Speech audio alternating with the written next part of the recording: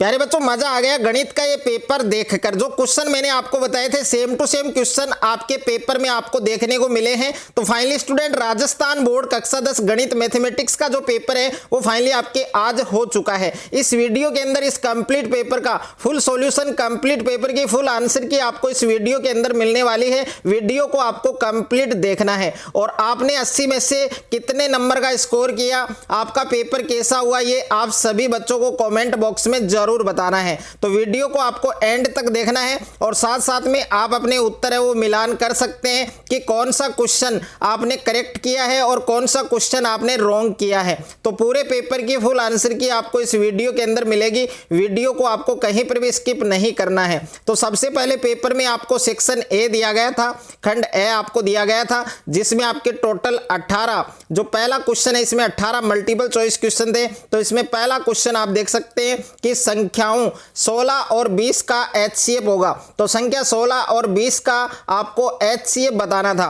तो आपका जो HCF है वो 4 आएगा। ओके, यानी ब वाला जो ऑप्शन है वो आपका करेक्ट आंसर होगा। उसके बाद में दूसरा प्रश्न आपको पूछा गया था, निम्न में से कौन सी अपरिमेय संख्या है। तो इसमें स ऑप्शन आपका करेक्ट होगा। अगर आपने इसमें स ऑप्शन किया है तो ये बिल्कुल आपका करेक्ट आंसर होगा। उसके बाद में तीसरा प्रश्न आपको दे रखा है कि दिए गए ग्राफ y बराबर px के लिए बहुपद px के शून्यकों की संख्या आपको बतानी थी। तो इसमें शून्यकों की जो संख्या है वो कितनी होगी बच्चों, 2 होगी। तो इसमें स वाला जो ऑप्शन है वो आपका करेक्ट आंसर होगा। उसके बाद में 4 नंबर क्वेश्चन आपको दे रखा है कि निम्नलिखित रैखिक समीकरण के युग्म के लिए y का मान क्या होगा। तो इसमें भी आपको 4 ऑप्शन दिए गए थे। तो क्वेश्चन नंबर 4 के अंदर ए ऑप्शन आपका करेक्ट होगा -5। उसके बाद में 5वां प्रश्न आपको पूछा गया था, समांतर श्रेणी a प्लस डी और a प्लस 2d के n पदों का योग। तो इसमें n पदों का योग ज्ञात करने का जो सही सूत्र है वो कौन सा है, द ऑप्शन है। तो इसमें द ऑप्शन आपका करेक्ट आंसर होगा। उसके बाद में प्रश्न संख्या 6 है, यदि किसी समांतर श्रेणी का प्रथम पद 11 है और 10वां पद 20 है तो उसके 10 पदों का योगफल क्या होगा। तो प्रश्न संख्या 6 के अंदर आपका ब ऑप्शन करेक्ट होगा 155। और उसके बाद में अगला क्वेश्चन दे रखा है आपके क्वेश्चन नंबर 7 दिया गया, दी गई आकृति में यदि PQ समांतर RS है और त्रिभुज POQ सिमिलर है आपके त्रिभुज SOR के और कोण R बराबर 58 है तो कोण PQR बराबर 118 है तो कोण P का मान बताना है। यानी R है वो किसके बराबर है, P के बराबर है। तो R एंगल का मान 58 है तो P एंगल का मान भी कितना होगा, 58 होगा। तो इसमें द ऑप्शन है वो आपका करेक्ट आंसर होगा। उसके बाद में देखिए प्रश्न संख्या 8 दे रखा है कि वृत्त के बाह्य बिंदु से वृत्त पर अधिकतम कितनी स्पर्श रेखाएं खींची जा सकती है। तो वृत्त के बाह्य बिंदु से अधिकतम हम कितनी स्पर्श रेखा खींच सकते हैं, 2 खींच सकते हैं। तो इसका करेक्ट आंसर आपके द ऑप्शन होगा। और उसके बाद में प्रश्न संख्या 9 दे रखा है, दी गई आकृति में TP और TQ के अंदर O वाले किसी वृत्त पर 2 स्पर्श रेखाएं हैं और इसमें कोण POQ का मान 125 डिग्री है तो कोण PTQ का मान आपको बताना है। तो इसके अंदर जो प्रश्न संख्या 9 है इसमें आपका ए ऑप्शन करेक्ट होगा 55 डिग्री। उसके बाद में देखिए नेक्स्ट है आपके प्रश्न संख्या 10 आपको दे रखा है, बिंदु दे रखे हैं 4 -1 और -2 -3 को जोड़ने वाले रेखाखंड की मध्य बिंदु के निर्देशांक आपको बताने हैं। तो प्रश्न संख्या 10 के अंदर आपका ब ऑप्शन करेक्ट होगा। और उसके बाद में अगला क्वेश्चन दे रखा है, क्वेश्चन नंबर 11 है आपके, यदि साइन ए बराबर 4/5 है तो कोस ए का मान क्या होगा। तो क्वेश्चन नंबर 11 के अंदर आपका द ऑप्शन करेक्ट होगा 3/5। उसके बाद में अगला क्वेश्चन दे रखा है, क्वेश्चन नंबर 12 है कि भूमि पर ऊर्ध्वाधर खड़ी एक छड़ 1 मीटर लंबी है, यदि सूर्य का उन्नयन कोण 30 डिग्री है तो उसकी छाया की लंबाई क्या होगी। तो प्रश्न संख्या 12 के अंदर आपका ए ऑप्शन करेक्ट होगा √3 मीटर। उसके बाद में नेक्स्ट है आपके क्वेश्चन नंबर 13, 7 सेंटीमीटर त्रिज्या वाले वृत्त में यदि एक लघु त्रिज्यखंड का क्षेत्रफल 54 सेंटीमीटर स्क्वायर है तो दीर्घ त्रिज्यखंड का क्षेत्रफल है वो क्या होगा। तो क्वेश्चन नंबर 13 के अंदर आपका स ऑप्शन करेक्ट होगा 100 सेंटीमीटर स्क्वायर। उसके बाद में अगला प्रश्न दे रखा है आपके प्रश्न संख्या 14 है कि R त्रिज्या वाले ठोस गोले का संपूर्ण पृष्ठीय क्षेत्रफल क्या होगा। तो क्वेश्चन नंबर 14 के अंदर आपका द ऑप्शन करेक्ट होगा 4 पाई R स्क्वायर।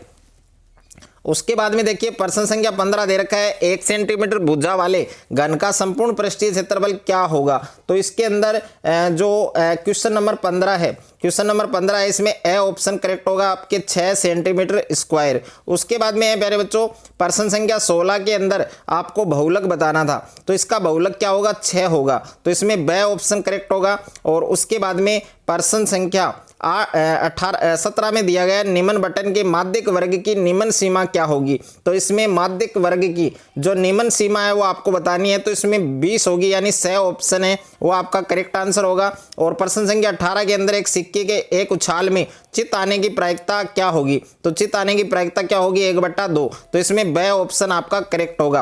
तो टोटल 18 मल्टीपल चॉइस क्वेश्चन वस्तुनिष्ठ प्रश्नों में से, बहुविकल्पीय प्रश्नों में से कितने क्वेश्चन आपके सही है ये आपको कमेंट बॉक्स में बताना है, और कमेंट में अपना नाम भी लिखना है, तो कमेंट है वो आपका पिन किया जाएगा। दूसरा प्रश्न है रिक्त स्थानों की पूर्ति आपको करनी है। तो इसमें पहला दे रखा है क्वेश्चन द्विघात समीकरण x² + bx + c = 0 के 2 बराबर वास्तविक मूल होते हैं, यदि हो तो इस रिक्त स्थान में आपको लिखना है b² - 4ac = 0, ये आपको लिखना है। उसके बाद में देखिए दूसरा आपको पूछा गया था समांतर श्रेणी a + d और a + 2d के लिए nवां पद an बराबर क्या होगा। तो इसमें आपको लिखना था a + n - 1 × d, ये आपको फॉर्मूला लिखना था। और उसके बाद में नेक्स्ट है आपके तीसरा प्रश्न आपको पूछा गया था 2 समरूप त्रिभुजों की संगत भुजाएं होती है, तो इसमें आपको बच्चों लिखना था समानुपाती। क्या लिखना था समानुपाती। और उसके बाद में अगला क्वेश्चन दे रखा है आपके क्वेश्चन नंबर 4 एक वृत्त के किसी बिंदु पर स्पर्श रेखा स्पर्श बिंदु से जाने वाली त्रिज्या कि क्या होती है लंब होती है, तो इसमें आपको लंब लिखना है। ओके। और उसके बाद में देखिए 5वां प्रश्न है cosec square 60 degree minus cot square 60 degree, तो इसका मान क्या होगा बच्चों 1 होगा। इसका मान क्या होगा आपके 1 होगा, तो 5वें रिक्त स्थान में 1 आएगा। छठा आपके असंभव घटना की प्रायिकता का मान 0 होता है। क्या होता है बच्चों 0, तो इसमें आपको 0 लिखना था। उसके बाद में अति लघुत्रात्मक प्रश्न है, तो पहला प्रश्न है संख्या 4n पर विचार कीजिए जहां n एक प्राकृत संख्या है, क्या n का कोई एक ऐसा मान है जिसके लिए 4n अंक 0 पर समाप्त हो सकता है। तो इसका उत्तर होगा नहीं, क्योंकि 4 का जो अभाज्य गुणनखंड है, 4 का जो अभाज्य गुणनखंड है, क्योंकि 4 को हम 5 से गुणा करेंगे तब आएगा बच्चों आपके 20 जो आपके 0 पर समाप्त हो रही है। लेकिन 5 हम नहीं ले सकते हैं क्योंकि 4 के अभाज्य गुणनखंड में केवल 2 आता है, 2 के अतिरिक्त कोई संख्या नहीं आती है। तो ये जो स्थिति है, ये जो सिचुएशन है असंभव है, तो इसमें आप नहीं लिख सकते हैं, असंभव लिख सकते हैं। और दूसरा है कि संख्या 144 के अभाज्य गुणनखंडों के गुणनफल के रूप में व्यक्त कीजिए। तो 144 का अभाज्य गुणनखंड आपको ज्ञात करना था, तो उसमें आपको 2 की घात तो 4 आएगी बच्चों। जब आप अभाज्य गुणनखंड करेंगे 2 की घात 4 आएगी और 3 की घात 2 आएगी। उसके बाद में देखिए तीसरा प्रश्न है, तीसरे में अल्फा और बीटा द्विघात बहुपद x² + bx + c और a ≠ 0 के शून्य को, तो इसके शून्य को और गुणांकों के बीच संबंध है वो आपको लिखना था। तो इसमें अल्फा + बीटा बराबर तो क्या होगा आपके माइनस का b/a होगा, और अल्फा गुणा बीटा बराबर क्या होगा बच्चों c/a होगा। ओके। उसके बाद में देखिए 4 नंबर रेखिक समीकरण x + y = 5 और x - y = 1, इसको आपको हल करना था। तो इसमें x की जो वैल्यू है, x की जो वैल्यू है वो तो 3 आएगी, और y की जो वैल्यू है वो कितनी आएगी 2 आएगी, यानी x का मान 3 और y का मान 2 आएगा, ये आएगा आपके। और उसके बाद में अगला प्रश्न दे रखा है 5वां कि समांतर श्रेणी 1 3 5 का अंतिम पद 19 है, तो श्रेणी में पदों की संख्या क्या होगी। तो श्रेणी में पदों की संख्या बच्चों कितनी होगी आपके 10 होगी, यानी इसका करेक्ट आंसर 10 आएगा। और उसके बाद में छठा प्रश्न दे रखा है, इसमें आपको कोण POA का मान ज्ञात करना था। तो इसमें कोण POA का मान कितना आएगा 50 डिग्री। ओके। और उसके बाद में अगला प्रश्न है प्रश्न संख्या 7, इसके अंदर आपको 2 बिंदु दे रखे हैं, इन दोनों बिंदुओं के बीच की दूरी आपको बतानी थी। तो दोनों बिंदुओं के बीच की दूरी आएगी एक √104 मात्रक, √104 मात्रक, या फिर आप लिख सकते हैं 2 √26 मात्रक, ये भी आप लिख सकते हैं। दोनों उत्तर आपके सही हैं।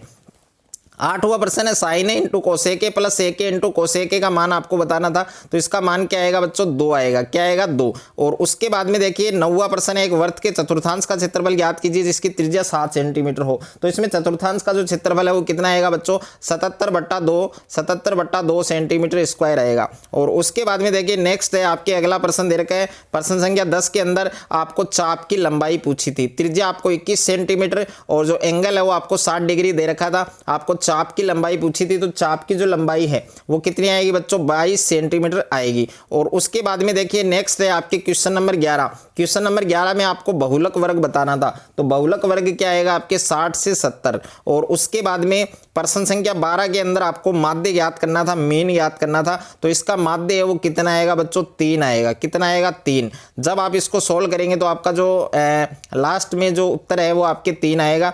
तो ये आपके सेक्शन बी है। यानी पूरा पेपर आपका इजी था। और आपको पेपर के अंदर कौन सा सेक्शन हार्ड लगा, आपने 80 में से कितने नंबर का स्कोर किया, ये आप सभी बच्चों को कमेंट बॉक्स में जरूर बताना है। अगर किसी भी क्वेश्चन में आपको डाउट है, किसी भी क्वेश्चन के आंसर में आपको डाउट है तो वो आप कमेंट करके बता सकते हैं। कमेंट के अंदर आपको उस क्वेश्चन का जो आंसर है वो आपको बता दिया जाएगा। सभी कमेंट है वो मैं आपके चेक करूंगा। तो सभी कमेंट के अंदर अपने जो डाउट्स हैं क्वेश्चन के अंदर वो आप लिख सकते हैं। उसका जो सॉल्यूशन है, उसका जो आंसर है वो आपको तुरंत कमेंट के अंदर मिल जाएगा। और आप सभी बच्चों को बताना है कि आपने 80 में से कितने नंबर का स्कोर किया, आपका पेपर कैसा हुआ। तो ये आप सभी बच्चों को कमेंट बॉक्स में जरूर बताना है और कमेंट में अपना नाम भी बताना है। अगर आपको ये वीडियो अच्छा लगे तो वीडियो को ज़्यादा से ज़्यादा शेयर करें, ज़्यादा से ज़्यादा वीडियो को लाइक करें। और चैनल पर आप नए हैं तो चैनल को सब्सक्राइब कर लीजिए और साथ में नोटिफिकेशन बेल को प्रेस कर लीजिए।